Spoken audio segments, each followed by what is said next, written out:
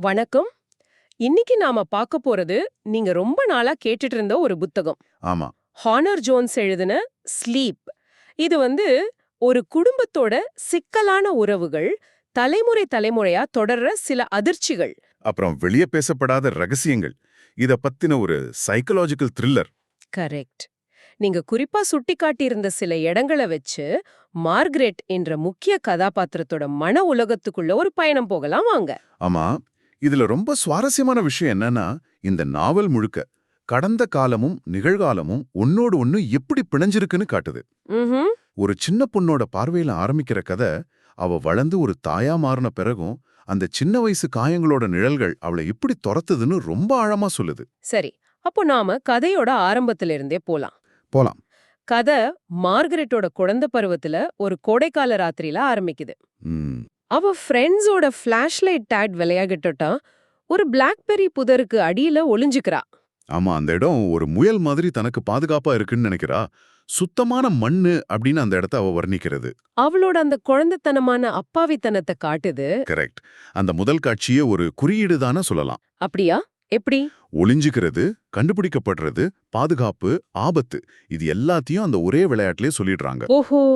அந்த ஃபிளாஷ்லைட் வெளிச்சம் இருக்கே, அது ஒரு போட்டோ மாதிரி ஒவ்வொரு பொருளையும் காட்டி மறைக்கும். ஆமா ஆமா. புல், கூடப்பந்து வலை, மறுபடியும் புல்லுன்னு அந்த வெளிச்சம் தாவி தாவி போறது, நம்ம நினைவுகள் எப்படி திடீர் திடீர்னு துண்டு துண்டா வந்து போகுமோ அதுக்கான ஒரு அருமையான உருவகம். நல்ல ஒப்பீடு. சரி, விளையாட்டு முடிஞ்சு வீட்டுக்குள்ள வரா. ம். அப்போ அவங்க அம்மா எலிசபெத் எல்லார் முன்னாடியும் நீ அழுக்கா இருக்கேன்னு சொல்லி அவளோட உடைய களைய சொல்றாங்க. அது மார்கரெட்டுக்கு எவ்வளவு பெரிய சங்கடத்தை ஏற்படுத்துது. ஆமா, இங்கதான் அந்த தாய் மகள் உறவோட முதல் சிக்கல் தெரிய ஆரம்பிக்குது. எலிசபெத்தோட பாத்திரம் ரொம்ப சிக்கலானது. அவ எப்பவுமே வீட்டு கதவை பூட்ட மாட்டாங்க. ஆமா, அதுக்கு அவங்க சொல்ற காரணம் தீ விபத்து, ஆபத்து. ஆனா உண்மையில அது அவங்களோட ஒரு விதமான கட்டுப்பாட்டு மனப்பான்மையே காட்டுது. சரிதான். ஒரு முறை அவளோட தோழி பிடியோட வீட்ல நடந்த ஒரு குறும்புத்தனமான ஃபோன் காலுக்காக. ஓ, அந்த சம்பவமா? ஆமா, மார்கரெட் செய்யாத தப்புக்கு எலிசபெத் அவள பயங்கரமா திட்டுறாங்க. அவங்க கோபம் எப்ப வரும், எப்படி வரும்னே கணிக்க முடியல. இது மூலமா எலிசபெத் மார்கரெட் மேல ஒரு விதமான எதிர்மறை பார்வையை வச்சிருக்காங்க. அவளோட ஒவ்வொரு செயலையும் சந்தேகத்தோடயே பாக்குறாங்க. இந்த சூழல்ல தான் அந்த குடும்பத்தோட இருண்ட ரகசியங்கள் ஒவ்வொன்னா வெளிய வருது. ஆமா, இங்கதான் கதை ரொம்பவே இருண்டதாகுது. மார்கரெட்டோட அப்பா ஒரு தவறான உறவுல இருந்ததும் அதனால ஏற்பட்ட வழியில எலிசபெத் தற்கொலைக்கு முயற்சி செஞ்சதும் நமக்கு தெரிய வருது. ஆமா, அந்த அம்மா அதை நியாயப்படுத்துற விதம் இருக்கே, சில நேரத்துல நீ எவ்ளோ வழியில இருக்குன்னு மத்தவங்களுக்கு புரிய வைக்க நீ ஒரு தீவிரமான செயலை செஞ்சுதான் ஆகணும்னு மார்கரெட் கிட்ட சொல்றாங்க. நினைச்சு பார்க்கவே கஷ்டமா இருக்கு. இந்த ரகசியத்தை அவ தன்னோட நெருங்கிய தோழிகிட்ட கூட சொல்ல முடியாம தனியா சுமக்கிறா. இது ஒரு முக்கியமான திருப்புமுனை. இந்த இடத்துல மார்கரெட்டோட குழந்தை பருவம் ஒரு வகையில முடிஞ்சு போகுது. எப்படி சொல்றீங்க? அவ தான் அம்மாவோட மனநிலையை பாதுகாக்க வேண்டிய ஒரு பாதுகாவலரா மாறிடுறான். மூலத்துல த ரைட் மைண்ட் ஆஃப் எலிசபெத்னு ஒரு வரி வரும். ஓஹோ. அதாவது தான் அம்மா மனநிலை சரியா இருக்கணுங்கிற பொறுப்பை இந்த சின்ன பொண்ணு தான் தோள்ல சுமக்க ஆரம்பிக்கிறா. இது ஒரு குழந்தைக்கு எவ்வளவு பெரிய பாரம். நிச்சயமா. இதனாலதான் அவளுக்கும் அவளோட தோழி பிடிக்கும் நடுவுல ஒரு பெரிய விரிசல் வருது.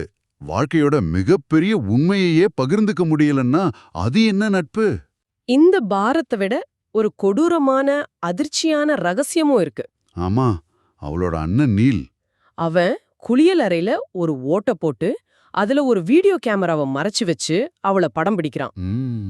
இத கண்டுபிடிச்ச மார்கரெட் பதறி போய் தான் அம்மா கிட்ட அந்த கேமராவை கொண்டு போய் காட்டுறான். ஆனா அந்த அம்மா என்ன செஞ்சாங்கங்கிறது தான் இந்த கதையோட மிக கொடூரமான பகுதி. ஆமா. மார்கரெட் அந்த கேமராவை அம்மாட்ட கொடுக்கும்போது அவங்க முகம், ஐயோ இதுல என்ன இருக்குன்னு எனக்கு காட்டிடாத, என்னால அதை பார்க்க முடியாதுன்னு கெஞ்சுற மாதிரி இருந்துச்சு. தயவு செய்து என்ன அதை பார்க்க வைக்காத. கரெக்ட். அந்த பார்வையிலேயே அவங்க உண்மையை எதிர்கொள்ள தயாரா இல்லைன்னு தெரிஞ்சுது. நீல் அதுல கார்ட்டூன் தான் ஓடுதுன்னு ஒரு பொய்ய சொல்ல எலிசபெத் அதையே முழு மனசோட நம்ப விரும்புறாங்க. கேட்கவே ரொம்ப கஷ்டமா இருக்கு. ஒரு குழந்தைக்கு அவளோட சொந்த வீடும் சொந்த அம்மாவும் தான் கடைசி பாதுகாப்பு. ஆமா. அந்த அம்மாவே தன் மகளை பாதுகாக்காம ஒரு விரும்பத்தகாத உண்மைய பார்க்க மறுத்தது ஏன்? அது வெறும் பயமா இல்ல சுயநலமா? நல்ல கேள்வி. அது ரெண்டும் கலந்ததுன்னு நான் நினைக்கிறேன். அவங்க கணவரோட துரோகத்தால ஏற்கனவே உடைஞ்சு போயிருக்காங்க. இப்போ தன் மகனே இப்படி செஞ்சிருக்கான்னு ஒத்துக்கிட்டா. அவங்க கட்டிக்காத்த நல்ல குடும்பங்கிற மொத்த பிம்பமும் உடைஞ்சிடும். கரெக்ட். அந்த வலியை தாங்கிக்கிற சக்தி அவங்களுக்கு இல்ல. அதனால தன் மன நிம்மதிக்காக மகளோட பாதுகாப்ப பலி கொடுக்கறாங்க. அந்த நிமிஷத்துல மார்கரெட் இந்த உலகத்துல முற்றிலும் தனியாக விடப்படுகிறாள். ரொம்ப சரி. அந்த சம்பவத்துக்கு பிறகு அதே கோடை காலத்துல நீல் பல தடவை அவ தூங்கும்போது அவ அறைக்குள்ள வந்து அவளை தொடுகிறான். ம். அவ முழிக்கும்போது வெளியே ஓடிடுறான். அவளோட தூக்கம், அவளோட படுக்கையறை எல்லாமே ஒரு அபாயகரமான இடமா மாறிடுது. இது ஒரு மௌனமான வன்முறை. வெளிப்படையான தாக்குதலை விட இந்த ரகசியமான தொடர்ச்சியான எல்லை மீறல் அவளோட நம்பிக்கையோட அடித்தளத்தையே அசைக்குது. அவளுக்கு இருந்த ஒரே பாதுகாப்பான இடமும் பறிபோயிடுச்சு. ஆமா, இந்த காயங்களோட வடுவ அவ வாழ்க்கை முழுக்க சுமக்க ஆரம்பிக்கிறா. இந்த மாதிரி அடுத்தடுத்து நடக்கிற சம்பவங்கள் ஒரு குழந்தையோட மனசுல எவ்வளவு பெரிய காயத்தை உருவாக்கும். அந்த காயம் வளர்ந்த பிறகும் ஆறாம அவளோட உறவுகளை எப்படி பாதிக்குதுன்னு பார்த்தா இன்னும் அதிர்ச்சியா இருக்கும். சரி, இப்ப வளர்ந்த மார்கரெட் கிட்ட வருவோம். ஓகே. அவளுக்கு விவாகரத்தாகி ஹெலன், ஜோனு 2 மகள்கள் இருக்காங்க. கணவன் எஸ்ட்ராவை பிரிஞ்சு டங்கன் என்ற புதிய காதலனுடன் இருக்கா. இப்போ அவளோட கடந்த காலம் நிகழ்காலத்துல எப்படி எதிரொலிக்குதுன்னு பார்க்கலாம். ம், டங்கனோட உறவுல கட்டுப்படுத்தப்படவும் சரணடையவும் அவ ஏங்குறா. ஒரு முறை அவன் அவளோட கைகளை கட்டி, ஆமா, நீ எந்த முடிவும் எடுக்க வேண்டாம், நான் சொல்றத செஞ்சா போதும்னு சொல்றா. அது அவளுக்கு ஒரு விதமான விடுதலைய கொடுக்குது. இது ஏன் அவளுக்கு விடுதலையா தெரியுது? அது ஒரு விசித்திரமான உணர்வாச்சே. விசித்திரமா தெரியலாம், ஆனா அவளோட பார்வையிலிருந்து பாருங்க. சரி. சின்ன வயசுல இருந்தே அம்மாவோட மனநிலைய பாதுகாக்கிறது, அண்ணனோட ரகசியத்தை மறைக்கிறதுன்னு எல்லா பொறுப்பையும் அவளே சுமந்தா. ஆமா, அவ வாழ்க்கையில அவ எந்த முடிவையும் எடுக்கல. சூழ்நிலைகள் தான் அவள வழி நடத்துச்சு. கரெக்ட். இப்போ முறையா நீ எதையும் யோசிக்காத, நான் பாத்துக்கிறேன்னு ஒருத்தர் சொல்லும்போது அந்த பாரமெல்லாம் இறங்குன மாதிரி ஒரு உணர்வு அவளுக்கு கிடைக்குது. ஓஹோ, அது ஒரு தப்பித்தல் மாதிரி. ஆமா, ஒரு விதமான தப்பித்தல் தான். நீங்க சொல்றத வச்சு பாக்கும்போது அந்த விருந்துல நடந்த சம்பவத்தோட அர்த்தம் இப்ப இன்னும் தெளிவா புரியுது. ஆமா, அந்த விருந்துல டங்கனோட பையன் லூயி தன் மகள் ஹெலன் தூங்கும்போது அவ கூட படுத்திருந்தத கண்டு அவ அதிர்ச்சி அடைகிறாள். அது சாதாரண அதிர்ச்சி இல்ல, ஒரு பயங்கரமான எதிர்வினை. கரெக்ட். டங்கனோட மகன் லூயிய பார்க்கும்போது அவ கண்ணுக்கு தான் ஆன நினைல் தான் தெரியறான். நிச்சயமா. இதுதான் அதிர்ச்சியோட சுழற்சின்னு சொல்றது. Drama cycle. அவளோட கடந்த காலம் ஒரு கண்ணாடி மாதிரி. ஆமா, அது வழியா தான் அவ நிகழ்காலத்தை பார்க்கறா. ஒரு அப்பாவித்தனமான செயலை கூட அவளால அப்பாவையா பார்க்க முடியல. எல்லா இடத்துலயும் அவளுக்கு ஆபத்து தெரியுது. உண்மைதான். டங்கனால அவளோட எதிர்வினையோட ஆழத்தை புரிஞ்சுக்கவே முடியல. ஏன்னா அவளுக்குள்ள புதைஞ்சு கிடக்கிற அந்த கொடூரமான கடந்த காலம் அவனுக்கு தெரியாது. சரி, கதையோட இறுதி கட்டத்துக்கு வருவோம். எலிசபெத் பக்கவாதத்தால பாதிக்கப்பட்டு நோய்வாய்ப்படுறாங்க. குடும்பம் மறுபடியும் ஒண்ணு சேருது. அப்போ அந்த வீட்டை நீல்க்கு விற்கணும்னு பேச்சு வருது. ஒரு ராத்திரி சாப்பாட்டு நேரத்துல வாக்குவாதம் முத்தி போகுது. அந்த வாக்குவாதத்தோட உச்சகட்டத்துல எலிசபெத் மார்கரெட் அவளோட விவாகரத்துக்காக கடுமையா திட்டுறாங்க. இல்ல, முடியல.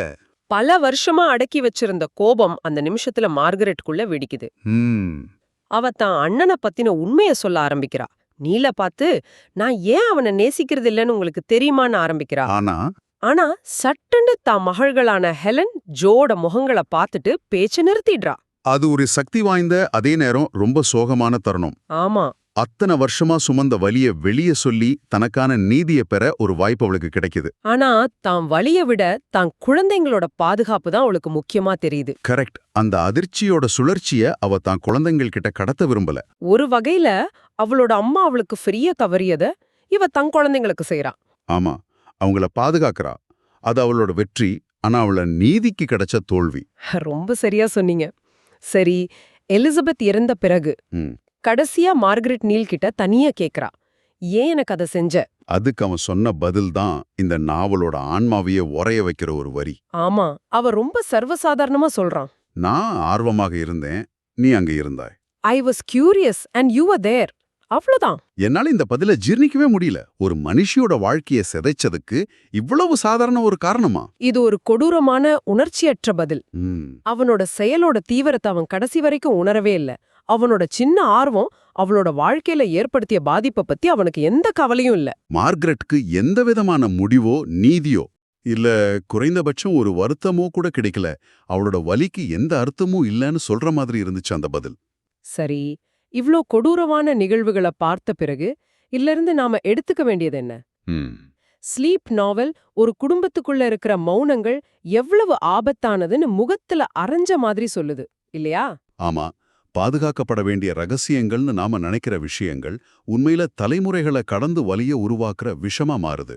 மார்கரெட் தன் குழந்தைகளை பாதுகாக்க முயற்சி செஞ்சாலும் அவளோட சொந்த காயங்கள் அவளை துரத்திக்கிட்டே தான் இருக்கு. ம். இறுதியா இந்த நாவல் உங்ககிட்ட ஒரு முக்கியமான கேள்வி எழுப்புது. என்ன கேள்வி? ஒருத்தரோட மிக மோசமான செயலுக்கு நான் ஆர்வமா இருந்தேன், நீ அங்க இருந்தாய் அப்படின்னு ஒரு எளிய சுயநலமான காரணம் சொல்லப்பட்டா அதிலிருந்து எப்படி மீண்டு வர்றது? அப்படிப்பட்ட ஒரு பதிலுக்கு பிறகு மன்னிப்புக்கோ புரிதலுக்கோ அல்லது குணமடைதலுக்கோ எங்கே இடம் இருக்கு? நீங்க சிந்திச்சு பாருங்க.